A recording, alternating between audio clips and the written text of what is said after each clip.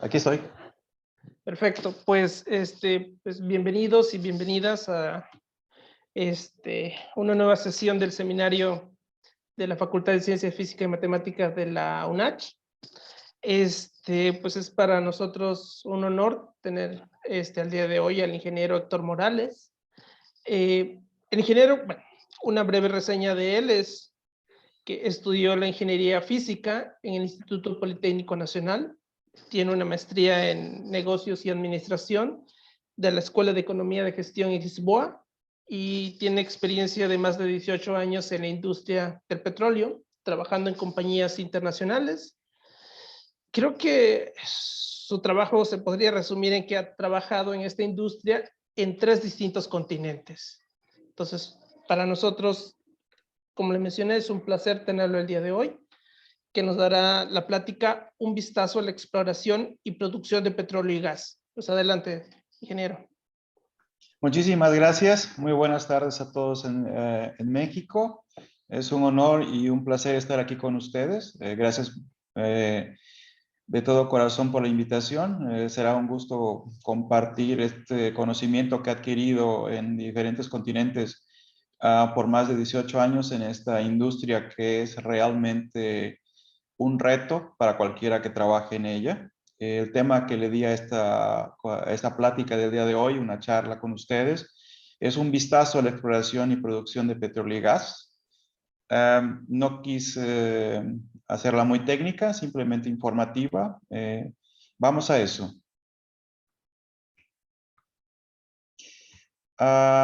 ¿Quién soy yo? Yo soy Héctor Morales. Soy mexicano, oriundo de Nanchitán, Veracruz, en el sur del país. Tengo 48 años, estoy egresado del Instituto Politécnico Nacional. Estudié la carrera de Ingeniería Geofísica.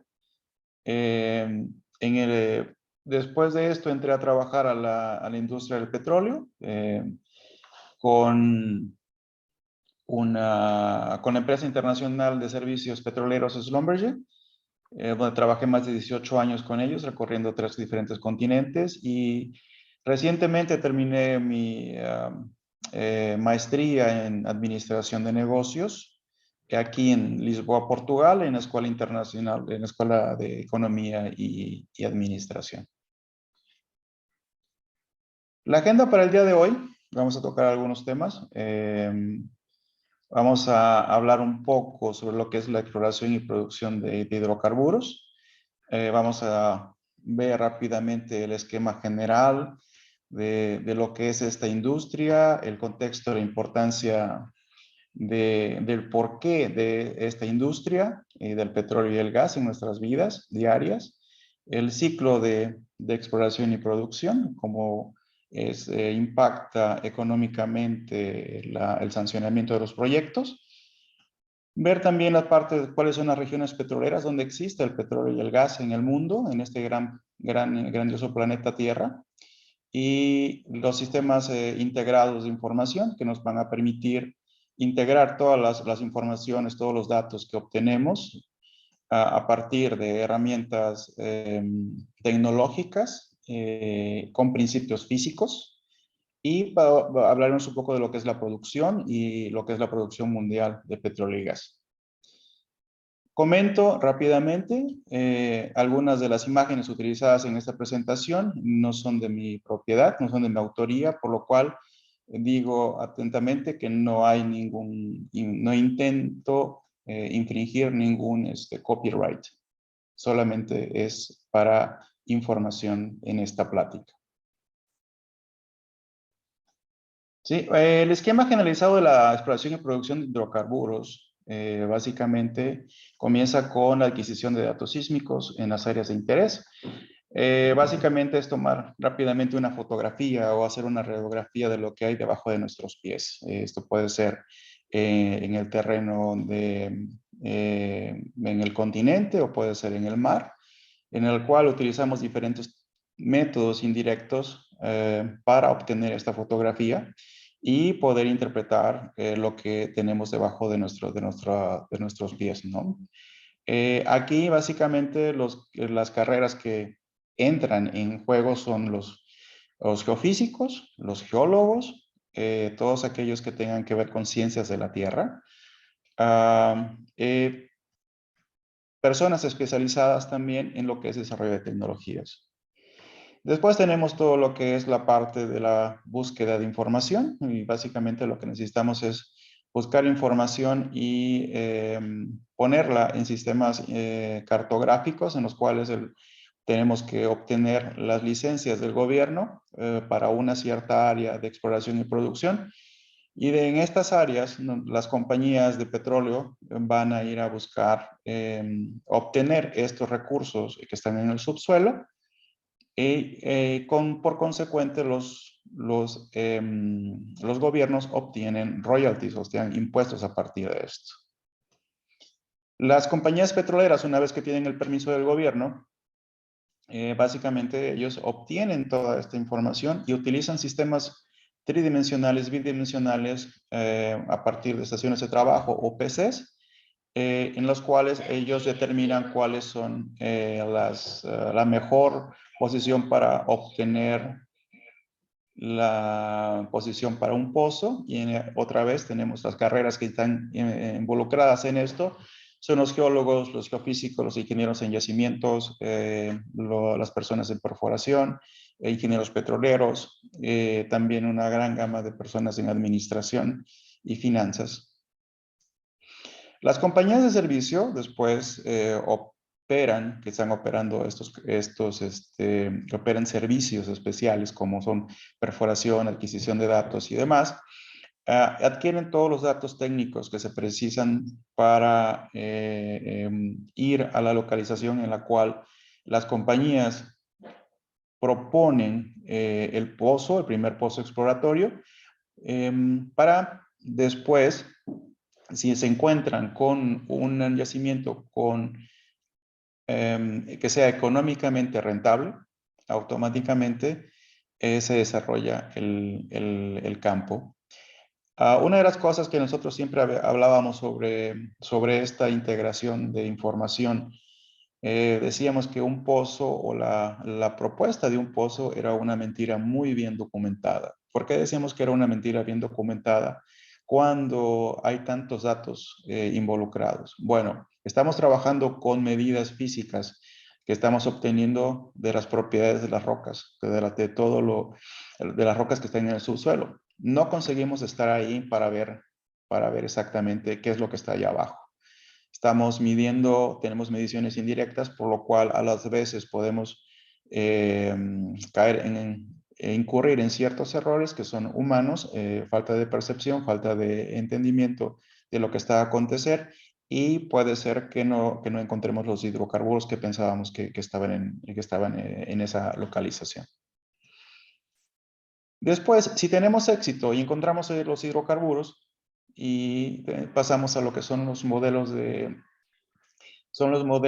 ya incorporando todas esas propiedades físicas dentro de un modelo tridimensional para pasar a lo que es el desarrollo del campo, desarrollo del yacimiento. Otra vez tenemos a los ingenieros geólogos, a los ingenieros geofísicos, tenemos a los ingenieros petroleros, a los ingenieros en yacimientos, tenemos también a toda la parte financiera, a los modelos fiscales, que nos van a dar un grupo multidisciplinario que nos va a permitir evaluar las reservas y si tienen un valor comercial probado y que nos permita extraerlos y ponerlos en superficie para llevarlos a las refinerías. Una vez que está sancionado el proyecto que tiene las reservas, se instalan todas las unidades de producción que se colocan en cada boca del pozo. Pueden ser en superficie o pueden ser en la superficie en el caso de marina, o sea, de yacimientos marinos, se ponen en el suelo oceánico y de ahí se conectan a través de ciertos, que le llaman unos gusanos, que son tuberías flexibles, y pasan a lo que son las instalaciones de almacenamiento y transportación. Aquí otra vez son los ingenieros petroleros y los ingenieros en producción, son los que toman se toman cargo de todo esto. Y aquí ya entra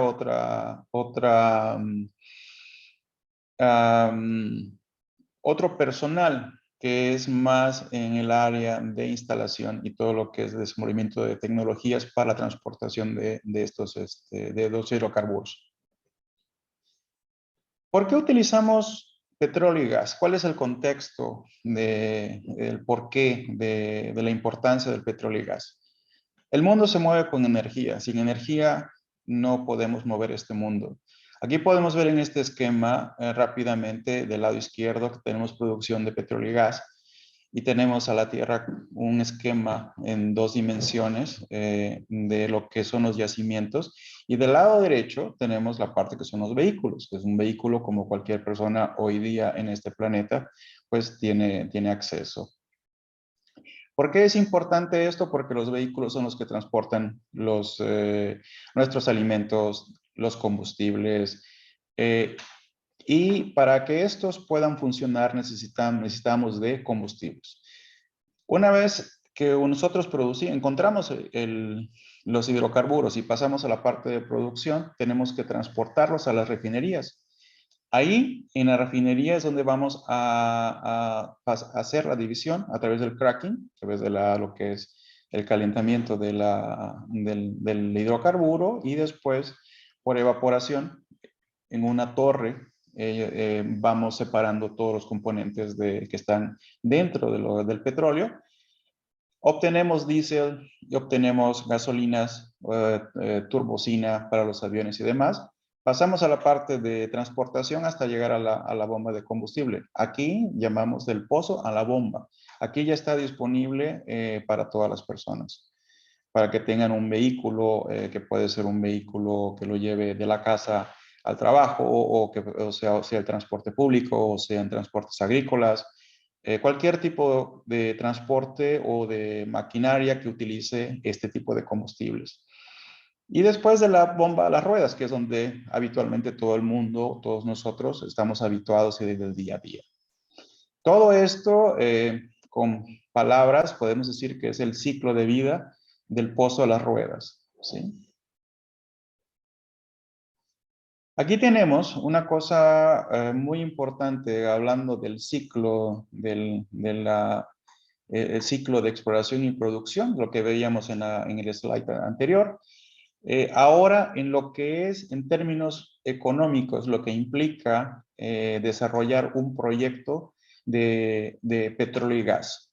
En este esquema que estamos viendo aquí, es un esquema donde estamos viendo una bolsa en la parte de abajo color roja, con el signo de dinero. En la parte de arriba tenemos otra con otro color más vistoso, de color verde, y tenemos aquí una curva que empieza en la parte de abajo, se dice CAPEX, que son Capital Expenditures, que es toda la parte de exploración, toda la parte donde estábamos viendo que los barcos antes están adquiriendo información. Eso es básicamente el dinero que tenemos que invertir y que es de alto riesgo porque no sabemos si vamos a encontrar hidrocarburos o no. Una vez pasada la parte de exploración, pasamos a la primera parte, a la segunda parte, que es la perforación del primer pozo exploratorio. Y si encontramos hidrocarburos, pasamos a lo que es la parte, lo que es se llama el primer descubrimiento. Eso ya nos va a permitir perforar otro tipo de pozos para delimitar el área y pasar y definir si es comercial o no. En continuamos ¿cómo se llama? A invertir aún más dinero, pero ya también comenzamos a ver que cuando comenzamos el desarrollo del campo, básicamente ya comenzamos a tener también dinero verde y el riesgo ya comienza a disminuir hasta entrar a la parte porque ya entramos a la parte de producción, lo cual ya podemos extraer este recurso, este hidrocarburo, ponerlo en la superficie y en ese momento ya tiene un valor económico. ¿Por qué? Porque entra a la cadena de vida, a la cadena del día a día de todos nosotros. Finalmente, toda esta parte que está en verde, estamos viendo que dice income en la palabra en inglés, que significa ganancias. Y básicamente aquí también de estas ganancias, pues también tenemos todo lo que son operational expenditures, o sea, son los gastos de operación, donde ya tenemos obviamente todos los gastos de producción, gastos de tuberías, de todo lo que implica producirlo y transportarlo hasta que llega el punto en que el yacimiento ya no es económicamente viable y lo decomisionamos o lo ponemos, lo sacamos de producción. Resumiendo aquí rápidamente, para que sea un poco mejor entendido, en estas partes tenemos la parte izquierda, que es la de exploración, la de desarrollo, y lo que es la parte de producción. Esta imagen, que muestra un mapa mundi que pareciera una pintura surrealista, solamente que una persona fue allá a trazar algunos puntillos, algunas figuras asimétricas en este mapa, son las regiones salinas del mundo, donde actualmente se encuentran produciendo algunos campos de petróleo y gas. Podemos ver aquí en verde donde han sido los mayores descubrimientos y en rojo vuelvo a comentar que son las cuencas salinas. Antes, en la antigüedad, llamémoslo así, en geología hablamos de millones de años. En estas zonas existían mares y estos mares eran someros y permitían la precipitación de depósitos de sal, que hoy día albergan estos importantes yacimientos de hidrocarburos. En ese otro mapa podemos ver aquí un sistema cartográfico del sistema cartográfico Esri, donde una compañía como Western Geco, que es una compañía de adquisición y procesamiento sísmico, nos da aquí rápidamente un snapshot de todo lo que es la adquisición sísmica que ellos actualmente tienen en el mundo. Aquí nos podemos concentrar rápidamente en lo que tenemos en el Golfo de México, básicamente en lo que es nuestro país. Y podemos ver que tenemos los nuevos datos adquiridos son más de 95,000 kilómetros cuadrados en la adquisición sísmica, mapeando, viendo, sacando una radiografía de lo que tenemos debajo del subsuelo. Y tenemos también que hay más de 170,000 kilómetros cuadrados de información que ya fue tomada y reprocesada. Quiere decir que es información muy antigua que con métodos modernos, tecnología moderna, podemos actualizarla a nuestros estándares actuales. Otra de las cosas que quería comentarles es que existen, así como existen estas compañías que tienen gran información que está a disposición de las compañías de petróleo y gas, también hay sistemas de información. Estos sistemas de información pueden conectarse hoy día a través de links a las plataformas de información, en los cuales los ingenieros pueden interpretar los datos que se adquieren, y en un instante podemos tener acceso a centenares, si no es que miles de mapas y datos informativos con respecto a las zonas que nosotros queramos, explorar y encontrar hidrocarburos.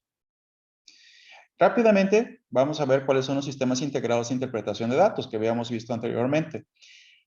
En la parte de abajo pueden ver que hay cuatro grupos, o sea, interpretación de datos, modelado de datos, cálculo de reservas y simulación. Básicamente ese es el flujo de trabajo que tenemos, lo que es desde la exploración hasta lo que es llegar a la parte de desarrollo y antes de la producción de un yacimiento de hidrocarburos. Tenemos rápidamente la interpretación de datos, integramos toda la información disponible, cartográfica, líneas de información sísmica, información geológica. Podemos aplicar diferentes técnicas geofísicas que no son otra cosa más que modelos físicos, matemáticos, que nos van a permitir extraer la información y que lo podemos poner a disposición de los ingenieros en yacimientos en forma de píxeles, en forma de colores, en forma de celdas. Y estas contienen información muy valiosa para ellos.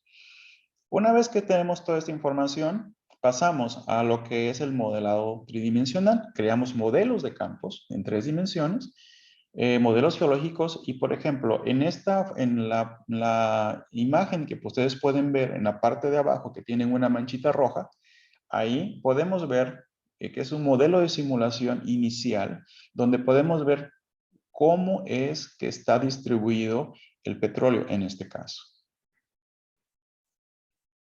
Una vez que tenemos el modelo de datos, podemos también calcular las reservas, saber si tiene la cantidad suficiente para ser económicamente rentable. Se utilizan métodos probabilísticos y estadísticos para obtener este tipo de datos y hacer una evaluación económica para saber si la compañía invierte o no invierte en este campo. Si decidimos ir adelante, tenemos también los mismos sistemas de información de interpretación de datos e integran toda la información que está anteriormente, que fue obtenida por la interpretación, el modelado y el cálculo de reservas, pasamos a una simulación. Y la simulación básicamente nos va a permitir analizar cómo se comportan los fluidos dentro del campo para ver cuántos pozos vamos a perforar y cómo se van a perforar para extraer el hidrocarburo o el gas que está dentro del yacimiento. Una vez que terminamos la parte de la simulación, pasamos a la parte de producción. La simulación siempre va a estar corriendo porque siempre los fluidos se van a estar moviendo dentro del yacimiento. Para la parte de producción podemos ir del lado izquierdo al lado derecho en la primera imagen. Podemos ir lo que son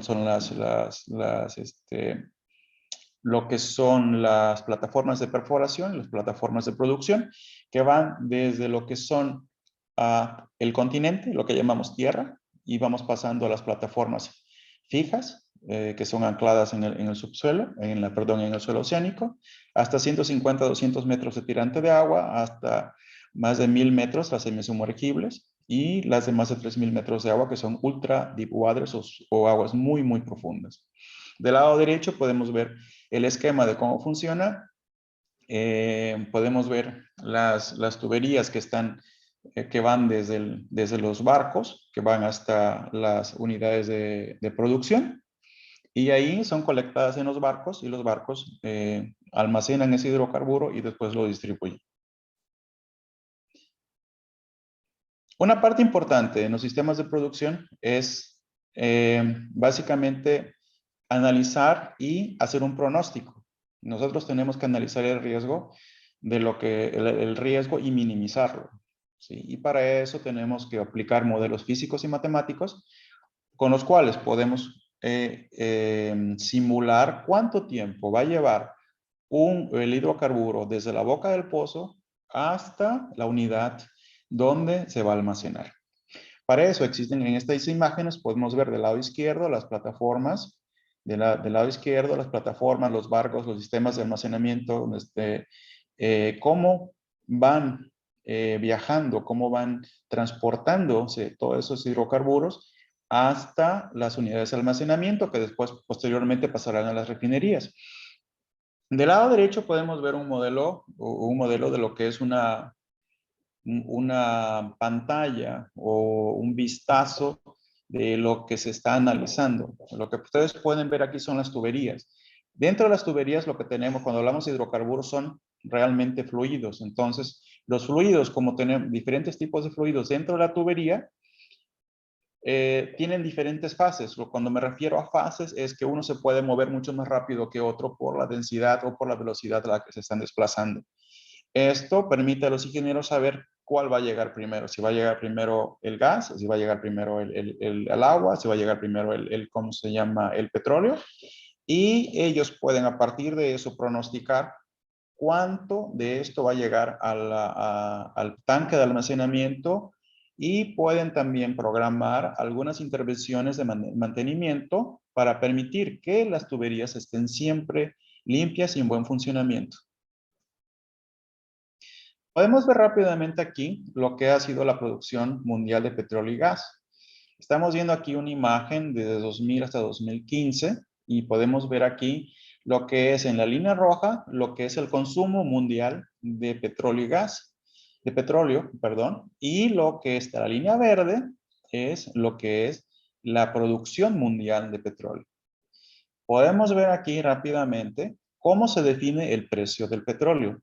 El precio del petróleo lo podemos definir entre lo que es la diferencia entre la oferta y la demanda, entre lo que es la demanda, que es ¿cómo se llama? El consumo de petróleo versus lo que es la producción de petróleo. Así es como comenzamos a definir cuánto petróleo está consumiendo el mundo para generar energía y que se mueva y tengamos las comodidades que hasta ahora disfrutamos y cuánto estamos produciendo.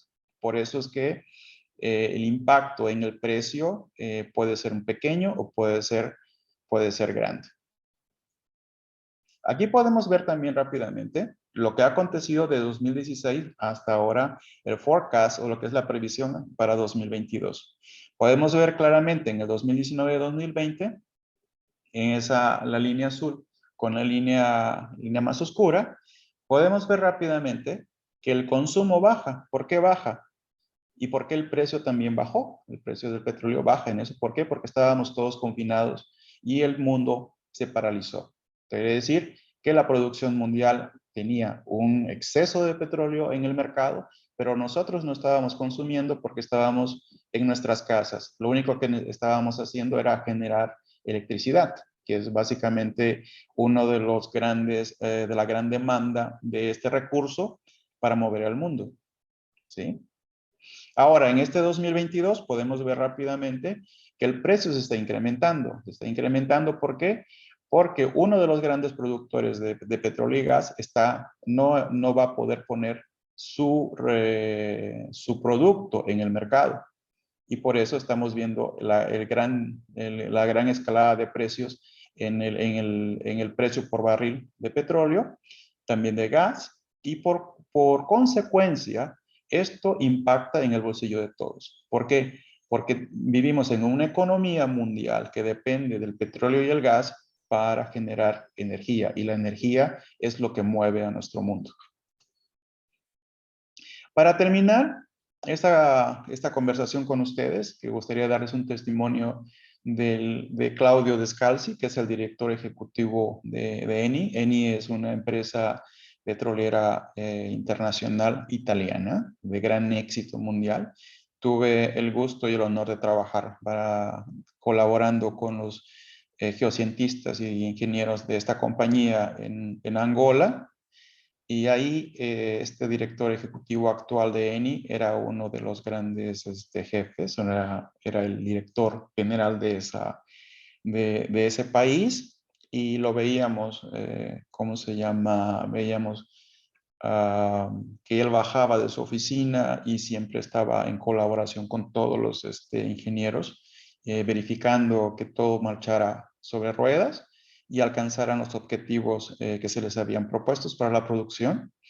Quiero con esto decir que la industria petrolera en este ambiente es un ambiente multicultural, multidisciplinario, multifacético. Hay diferentes nacionalidades, diferentes religiones, y es un ambiente donde lo que prevalece es el conocimiento, donde se aprende del error, donde se crean procesos para seguir adelante. Y siempre estamos innovando y con esto quiero mencionar el testimonio de él, donde él dice que él quieren alcanzar una reducción en los costos del 7% de producción, implementando obviamente nueva tecnología, algoritmos avanzados para garantizar siempre la reducción de todo lo que son los costos de la actividad de los activos, incrementar la producción, análisis predictivo,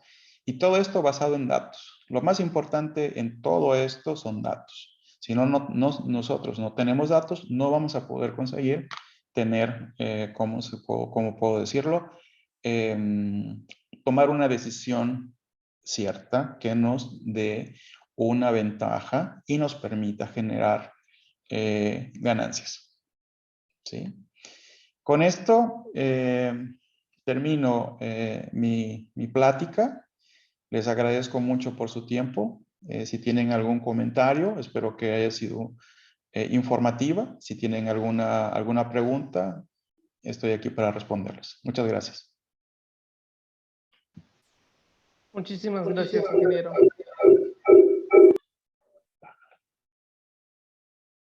Doctor Manuel, adelante.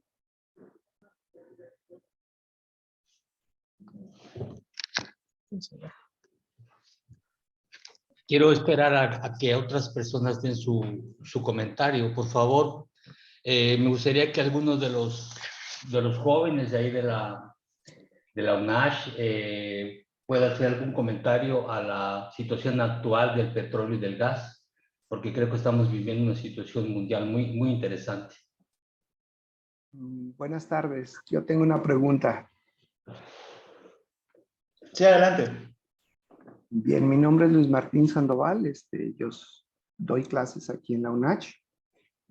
Soy sismólogo y estoy trabajando con algunos procesos de teoría de modelos de inversión y algo de filtrado. Me gustaría saber si pudiéramos conseguir algunos datos, ¿sí? De forma local. De hecho, no nos interesan los datos generales, nos interesan datos sísmicos en los cuales pudiéramos trabajar como para hacer algunos ejemplos de clases. ¿Es eso posible? Sí, es posible. De hecho, cuando estaba mencionando aquí esta información aquí, estamos hablando de todo lo que es la información que está disponible por las industrias. Básicamente, se puede hacer una solicitud para datos que sean públicos y ustedes pueden tener acceso a esos datos. Lo otro que se puede hacer es las compañías de servicio como Halliburton, como Schlumberger, tienen siempre un set de datos que utilizan para sus demos, para hacer demostraciones. Esos datos siempre vienen acompañados de toda una historia y algunos de ellos son públicos y ustedes pueden utilizar eso para hacer, ¿cómo se llama? Las pruebas que ustedes quieren hacer. Otra cosa que se puede hacer es, pueden tener acceso a través de su universidad, contactar al departamento de, ¿cómo puedo llamar?, de vinculación, con vinculación académica de estas compañías, y ellos pueden, en cierta manera, hacer algún tipo de donación y pueden desarrollar este tipo de proyectos. No sé Gracias. si... Sí. Sí, quedó claro. Yo Sí, creí que tenían algún sí, website en donde estaban este tipo de datos almacenados y simplemente se podían bajar. Pero bueno, si hay que hacer la solicitud a través de las compañías, pues bueno, se hará de esa manera. sí. También Gracias. existen esas informaciones, son académicos, son datos académicos de algunas universidades importantes. No tengo los datos en este momento, pero puedo investigar un poco y enviarles esa información. Gracias, se lo agradeceríamos mucho. Probablemente nos puedan servir para alguna tesis. Perfecto. Muchas gracias. ¿Alguna otra duda o pregunta? ¿Comentario?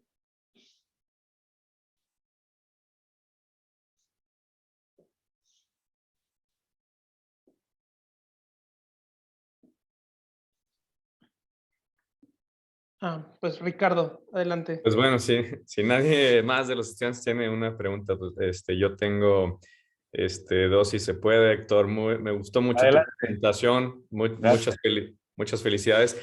Me llamó la atención, bueno, dos cosas.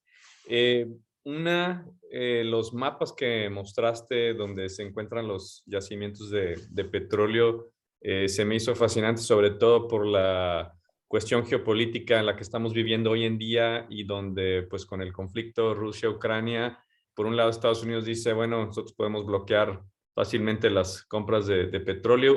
Europa todavía no se ha pronunciado como que no le conviene. Sin embargo, en el mapa pareciera que pues no habría un impedimento muy grande de poder soportar digamos, una interrupción por lo pronto en el suministro de petróleo ruso. Por ese lado, al menos en el mapa pareciera claro que hay cuestiones de precio, costos, etcétera, ¿no? Sí. Esa es una. ¿Qué opinión tienes de eso? La segunda, también hacia el final mostraste otra gráfica donde a pesar de que por la pandemia bajó el consumo de petróleo, volvió a subir a tiempos anteriores y continúa a la alza. Mi pregunta en ese lado es, ante los últimos años que hemos visto a la industria de los automóviles eléctricos crecer, pareciera que no han realmente ayudado a que haya una reducción en el petróleo, ¿no? Porque Sí. la industria de los autos eléctricos se supone que parte de su existencia tiene que ver con el reducir el consumo de petróleo, y esa gráfica que nos muestras pues no lo indica así, ¿no? Al parecer no le han hecho nada, ¿no? Ni rasguño al petróleo. ¿Qué opinión No, tienes? déjame empezar por la segunda. La segunda, esta gráfica aquí, creo que te refieres a esto. Así es. Esta gráfica aquí, sí. Una de las cosas que podemos observar aquí es que lo que comenté es que el mundo se mueve por energía. Necesitamos generar energía. Nuestro gran problema como seres humanos en este planeta no es generar energía, es almacenar la energía. Los autos eléctricos tienen que almacenar la energía para poder, ¿cómo se llama?, moverlos. Actualmente, y por muchos más años, la forma más eficiente de producir energía eléctrica va a seguir siendo el gas y el petróleo. ¿Sí? Por eso es que no tenemos en este momento una fuente que nos permita reducir esa dependencia del petróleo y gas para poder generar la energía suficiente para vivir, tener electricidad en casa, para mover la industria y por ende mover los autos. Podría pensarse que podríamos hacerlo con la eólica, que lo podríamos hacer con la geotérmica, que lo podemos hacer con la solar, cierto, podemos hacerlo, pero requiere una gran inversión. El problema continúa a ser cómo almaceno esa energía. El problema no es generarla, el problema es almacenarla. El litio tiene una vida finita en nuestro planeta, hay reservas muy limitadas. Tenemos que conseguir otros tipos de metales, otros tipos de tierras raras que nos permitan almacenar esa energía. ¿Sí? Ese es el gran problema, es cierto. Hay una gran codependencia en este momento. Podemos ver que se está disparando ¿cómo se llama? ¿Cómo puedo decir? Se está disparando la adquisición de carros eléctricos por el conflicto que tenemos en puerta, que iremos en este momento a detallarlo. Y sale más barato cargar un auto eléctrico hoy en tu casa, que te puede costar 6 euros, hablando aquí en Europa, 6 euros hacer una carga por, que serán 400, 600 kilómetros, que te da una batería, versus 80 euros que te cuesta hoy cargar 40 litros de gasolina. ¿Sí? O sea, básicamente yo creo que no sé si respondo con eso tu pregunta. Sí, gracias, Héctor. Sí, claro. Y ahora, yendo a la otra parte, a la parte geopolítica, esto siempre ha sido una guerra de precios, una guerra de posicionamiento, una guerra de intereses. Digo guerra porque básicamente no hay tregua en estas cosas. Este mapa que vemos aquí, para que vean rápidamente la situación geopolítica. Podemos ver rápidamente dónde está Rusia, dónde está Moscú y dónde está Europa, ¿sí? Y podemos ver rápidamente que transportar toda la producción que viene de Rusia, transportarla hacia Europa, pues implica un costo, implica también pasarla por países en los cuales la política antes de la Segunda Guerra Mundial pareciera que está otra vez viva. Entonces hay otra vez problemas con la ideología de una Europa versus lo que es una ideología de decir, yo no comparto los mismos valores que ustedes tienen.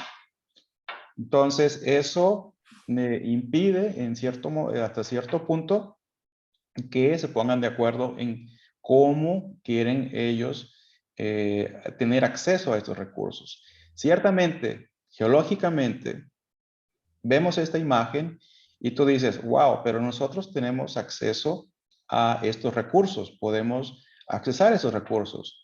¿Cuál es el problema? El problema es que estos recursos que están aquí en rojo, por lo general se encuentran a profundidades superiores a los 1000 metros. Depende mucho de las condiciones climáticas de la zona geográfica.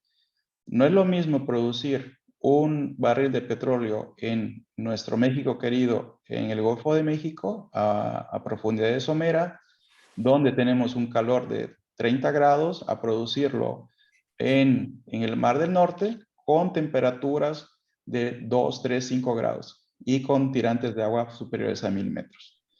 Si el precio del petróleo no es lo suficientemente, podríamos decirlo así, caro, ¿sí? Estos campos no pueden ser desarrollados. Entonces, el costo de producción es mucho más alto. Entonces, ¿qué es lo que pasa? Tenemos que ir a buscar dónde es más barato y si es factible traerlo de otras regiones, aunque sea transportarlo por cientos de kilómetros o miles de kilómetros para llevarlos hasta nuestros países y a nuestros hogares. Ahí es donde radica la diferencia.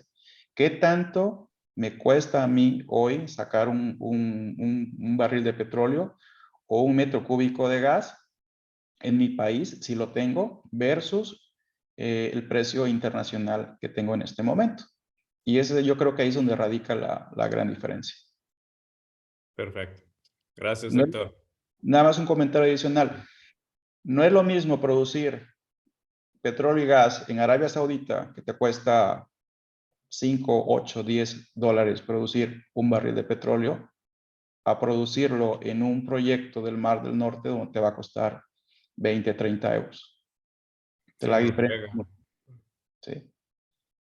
Muy bien. Gracias. Felicidades otra vez, Héctor. Muchas gracias. Gracias por participar.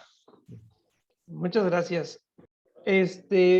Por ahí surgió una pregunta en el chat. Dice, ¿por qué se le llaman energías sucias? Energías sucias. Energías sucias.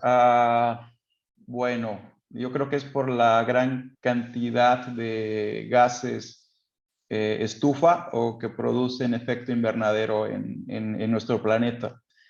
Sabemos que son cadenas de hidrógeno y carbono, entonces son hidrocarburos. Y básicamente para descomponerlos, pues generan, al momento de romper las cadenas de carbono e hidrógeno, pues se libera una gran cantidad de componentes que son, como mencionaba, gases estufa, como el CO2, algunos otros elementos como azufre, y estos van directamente a la atmósfera y bloquean, ¿cómo se llama? Impiden que el calor de la Tierra se disipe hacia el espacio. Y esto obviamente pues produce lo que es un calentamiento. Y otra de las cosas es que cuando tenemos hidrocarburos en la superficie, pues obviamente no crece nada alrededor por lo mismo, por los elementos que esto contiene. Y por eso es difícil de limpiarlas.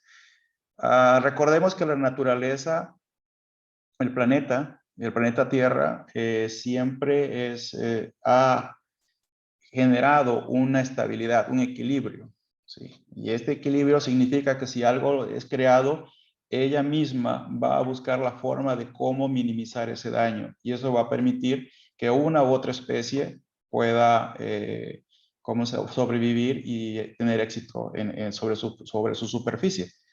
CO2, sí, ciertamente es consumido por los árboles, nos devuelven el oxígeno, nosotros respiramos oxígeno, es el equilibrio perfecto, es el balance. Si nosotros estamos tirando los hidrocarburos y estamos metiendo más CO2 al sistema, obviamente lo estamos sobrecargando. ¿Sí? Entonces, si tiramos árboles, si estamos, ¿cómo se llama? No capturamos el CO2 que actualmente estamos produciendo en exceso, obviamente vamos a generar más calentamiento en nuestro planeta y pues vamos a tener las consecuencias que hasta ahora, ¿cómo se llama? Estamos viviendo, ¿no? Como el cambio climático.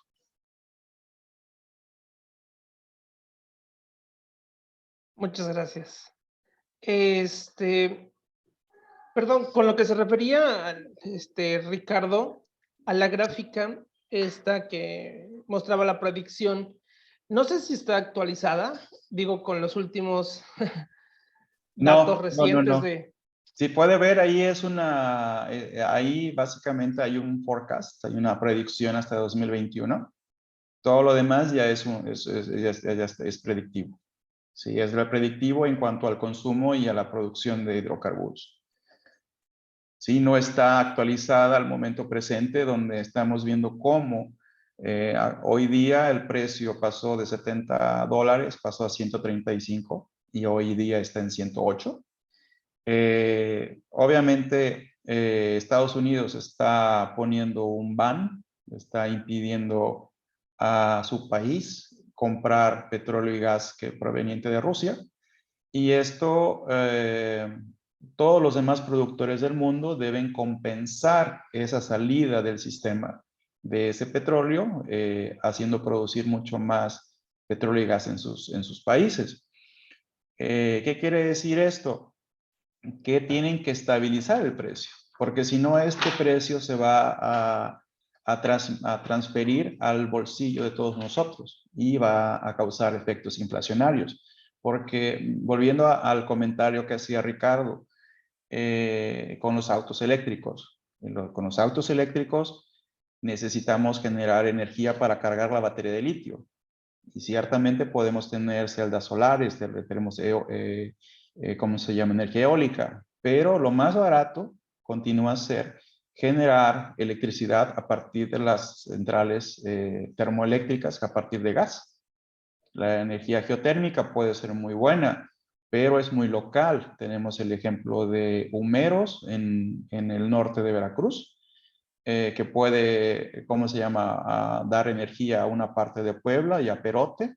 Tenemos a los azufres en Michoacán, donde tenemos que puede dar energía a lo que es Morelia. Tenemos a Cerro Prieto en Baja California.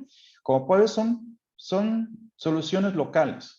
Son soluciones locales. Entonces, todo esto aunado a la falta de hidrocarburos en este momento, el precio se eleva y por consecuencia los campos que anteriormente no eran económicamente rentables porque la inversión era muy grande, hoy día es posible con el precio de más de $100 por barril y compensar la salida de los más de 9 millones de barriles que produce Rusia.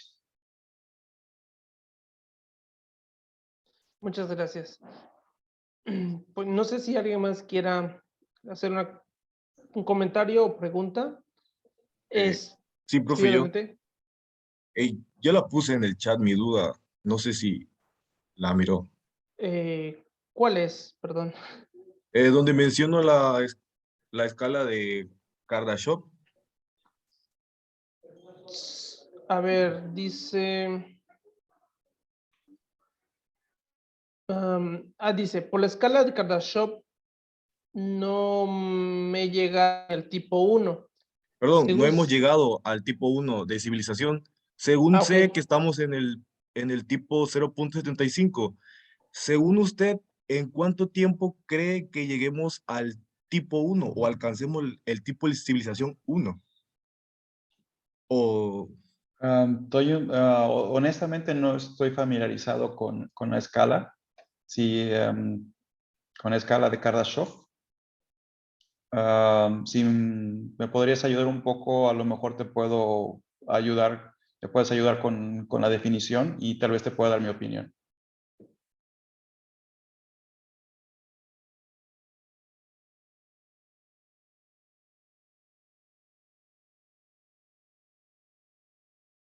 Sí, ¿aló?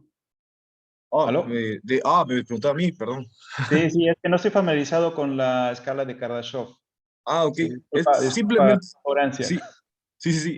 Simplemente la escala dice que en el tipo 1, las civilizaciones empiezan a generar energía a partir de su estrella madre.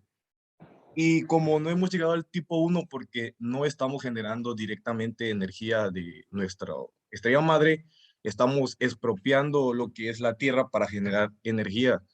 Pues mi duda es, ¿en qué momento o en cuántos años usted piensa que vamos a llegar a ese grado de tipo 1? Porque después sigue la tipo 2, que es generar energía de nuestro sistema solar. La tipo 3 es de la galaxia y la tipo 4, pero es una energía inconmensurable y inimaginable, sería obtenerla del mismísimo universo. Ok, ya entendí. Sí, no estoy familiarizado con esto, pero de lo que sí te puedo decir es que actualmente este tipo de eventos que estamos viviendo hoy día, donde nos encontramos la humanidad en general sobre presión, siempre hay saltos tecnológicos muy grandes. En este momento ciertamente estamos dependientes de los combustibles fósiles, que les llamamos. Les llamamos fósiles, ¿por qué? Porque vienen de plantas y animales y encuentran a diferentes profundidades y son complejos en su estructura orgánica. Y para pasar a la siguiente fase, que es producir energía a partir de lo que llamamos energías limpias, que aún cuando decimos que son limpias, necesitamos de energía sucia para generarlas, porque necesitamos ciertos materiales y ciertas materias primas que para extraerlas de la tierra aún cuesta, es muy sucio y contaminamos el medio ambiente. O sea, aún no llegamos a ese balance. Lo que sí es cierto, en los próximos años, en los grandes esfuerzos de los gobiernos y las grandes iniciativas nos dicen que dentro de 20, 30 años estaremos ya en una posición en la cual podríamos estar desarrollando nuevas tecnologías y ya no estar tan dependientes de los hidrocarburos. El día de hoy nos estamos dando cuenta que no estamos cerca de eso. Necesitamos un esfuerzo y el esfuerzo que se necesita hacer hoy día tiene que venir de cada uno de nosotros. No es solamente los gobiernos hacerlo. Nuestro consumismo del día a día nos hace que no salgamos de ese ciclo en el que estamos hoy día siempre circulando y no salimos de ahí. No sabría decirte una cifra exacta de cuánto tiempo, pero lo que sí es cierto es que cuando hay crisis, cuando cometemos errores y tenemos el mindset, tenemos la mentalidad correcta, podemos dar un salto muy grande en cuanto a lo que es el aprovechamiento correcto de los recursos y podemos ver por la medición que se hace cada año del número de seres humanos en este planeta versus lo que se produce en ese planeta, pues no llegamos creo que ni a junio y ya nos acabamos lo que es nos acabamos los recursos para un año. Entonces, yo creo que todavía estamos un poco lejos de eso. Muchas gracias. Doctor Villalbazo, adelante. Muchísimas gracias, maestro. Pues simplemente quiero dar las gracias, maestro, a todos los que hicieron posible esta plática del ingeniero Héctor Morales, en especial a Karen Salomé, que es la directora de la Facultad de Física y Matemáticas de la UNASH, por todo el apoyo brindado y pues por el interés que ha mostrado por nuestros conferencistas y en nombre de la Red Global de México, Portugal. Muchas gracias por darnos este espacio. Muchas gracias a usted también y muchas gracias a las personas que se conectaron desde Guerrero, como es de DENI, como es el ingeniero Carvajal de Cositech, también el ingeniero Rendón, que es el director de Cositech, que estuvo aquí presente, y a todos los jóvenes que estuvieron aquí escuchando la experiencia del ingeniero Héctor, pues que entendamos un poquito más lo que está pasando en esta situación actual, ¿verdad? El mundo, lo que estamos viviendo ahorita, que nos va a llevar a una inflación por el incremento del petróleo. Y pues para terminar, quiero dar yo las gracias a Héctor Morales, el ingeniero Morales, pues por ilustrarnos y por llevarnos con su experiencia a aclarecer lo que es el mundo del petróleo y del gas. Muchísimas gracias a Héctor y muchas gracias a todos. Muchísimas gracias, ingeniero. Pues fue una muy buena mirada a la industria del petróleo. Muchísimas gracias. Gracias a ustedes por su invitación y estoy disponible para otro tipo de pláticas y en el momento que ustedes lo decidan, podemos Claro coordinar. que sí, pues muchas gracias. No sé si nos podamos tener un correo de usted por si alguno de los estudiantes.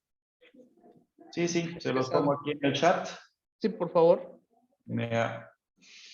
Y aquí había aquí una pregunta, dice, ¿por qué no invertir más en crear formas de almacenar energía? José David Aguiar Medina. Bueno, la respuesta rápida es diferentes países y diferentes instituciones ya están intentando hacer esto. El problema es que no es sustentable aún, pero vamos a llegar allá algún día.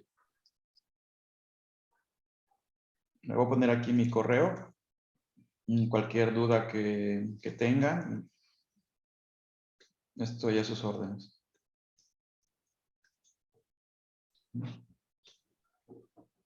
Perfecto. Pues muchas gracias. Pues como vimos en la presentación, hay bastantes áreas de las que trabajamos aquí en la Facultad de Ciencias en Física y Matemáticas que son utilizadas en esta industria. Sí, es correcto. Exactamente, sí. Vi bastante de dinámicas, tanto teóricas como de fluidos, que la industria necesita. Pues muchísimas gracias, ingeniero. Se lo Gracias. agradecemos de nuevo. Gracias. Hasta luego. Hasta luego, que esté muy bien.